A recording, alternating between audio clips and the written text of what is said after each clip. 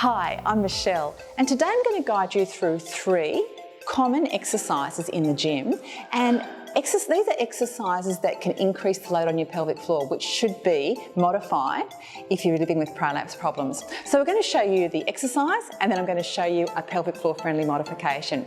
So let's get started. We're going to start with the squat rack. So using the squat rack and the squat bar is going to be an exercise that's going to really intensely load your pelvic floor. For one, because you've got the weight, the bar above your shoulders, and that weight transfers down through to your pelvic floor. So just looking at your regular squat, when you come through, you're side on, you're lifting up your weight, you're stepping back. You've obviously got your legs wide apart, your knees turned out. And with this exercise, you're pushing down, and often that you'll bring your bottom down lower. I can't get back up. So you often take your bottom down lower than your knees or to knees. So the deeper that you go with your squat, the greater the load on your pelvic floor. So that's an exercise that you really want to avoid or modify. Now, some simple ways of modifying this, just with a mini squat. So if we take a couple of dumbbells here, so I've got just a couple of 5 kilo dumbbells. You can start with any weight that you like. And rather than having the legs wide spread as we did on the squat rack, you're going to have your legs fairly narrow, bringing the weights up so they're on your pelvis here rather than being above your body, above your pelvic floor, so lower there. And then you can still do your modified mini squat in that position, so you can still strengthen through your thighs and through your glutes, which is what the squat's obviously mostly about, and still get those benefits of squatting, but reduce the load on your pelvic floor. So that's the first one, is how to modify your weighted squat, particularly if you're thinking about loading for bone density, you're wanting to tone your glutes, tone your butt, and strengthen your thighs. Next exercise we'll look at is a leg press. So let's have a look at the leg press machine now. So this is the next exercise I want to talk about. Our machine is a leg press machine, and again this is for strengthening your thighs and for your glutes. And this is probably the first exercise machine I'd modify or remove from someone's program if they were suffering from severe prolapse problems. But let's have a look at potentially some of the issues with this machine and then how to modify. So this is an incline leg press, which means that your legs are up higher than your body. So basically we've got the plates stacked on the machine there, positioning, and you're pressing up, taking the stopper out, and basically with this exercise you're bringing your thighs in, pushing back up through your heels and pressing out. Now what that does, if you haven't got a good back position and when you press out forcefully, you put a lot of pressure down through your pelvic floor, particularly if your head's lifted off the bench, which mine is here. So things you could do: keep the inward curve in your back, don't bring your knees in too far, so make the actual squat a whole lot smaller, and obviously you'd reduce the weights, the size of the weight as well. Another thing that I like to do is to do a single leg. So to bring one leg down and actually just work on one leg at a time. Make sure that you breathe out when you press up with this machine. So you're breathing in here and you're breathing out, and you can see that I'm actually not bending down my knees in too far at all. So I'm really just strengthening what's called the inner range of my quads, but that still does give a strengthening effect into the glute and through the thighs.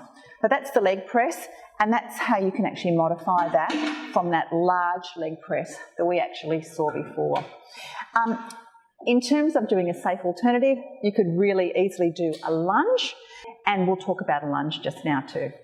So with your standing lunge, you just take one leg back, one leg forward, and this is a really nice way of modifying, again, some of those other leg exercises. Just taking it down, back knee towards the ground, obviously keeping your front knee above your front ankle, and you push back up into standing. So with this type of exercise, you're not going to overload your pelvic floor. So lunging is a really nice pelvic floor friendly way of strengthening your legs, and I really think it gives you sometimes more bang for your buck than a mini squat does. And obviously you can be using your hand weights on your pelvis here, down and up, and you change legs. There's lots of varieties you can do. You can do your travelling lunges, you can do your step back and forward lunges. I try to avoid side lunging, again for pelvic floor patients, but just trying to keep the forward and back lunges a really nice alternative that you might like to incorporate into your program. Okay, so the last exercise we're going to talk about is a deadlift, and particularly a deadlift from the ground. So as soon as you go to lift up your heavy weight off the ground, leaning forward and down, you're going to increase the load on your pelvic floor. So that's something to be mindful of. If you're protecting your pelvic floor, lift the weight from a higher surface, not from the ground. So with your deadlift, typically done one hand underneath, one hand over, and lifting up. And I've only got just a really light weight here to demo, but basically in this position you'd normally take the weight right down and forward, and tracking through your legs and lifting back up. So the way to modify this is to just take the lift, or the lower, the deadlift, down just to knees, keeping the inward curve in your back, and breathing out and lifting up.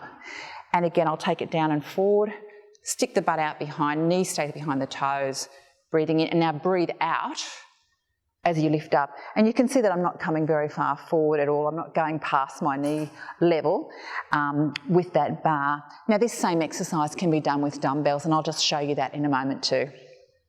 So to modify your deadlift with a couple of dumbbells, again, I've got lighter dumbbells here, and I'll just turn side on to you. So you can see here I'm going to use the dumbbells in this position, bringing them down and forward, breathing in and breathing out and coming up. So that's a really modified deadlift for someone that still wants to strengthen their lower back, still wants to strengthen their bottom muscles, but not overload the pelvic floor by going down to ground level. So I'll just do that one more time. Chest is lifted, you've got your breath in, you're coming forward and down, and you always breathe out as you push back up into standing and bottom back forward and back to your good posture.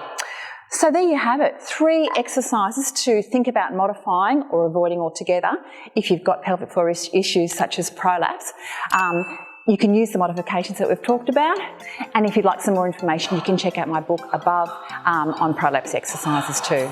So thanks so much for watching today. I really hope this gives you some information to help you exercise in the gym. I'll see you next time. Bye for now.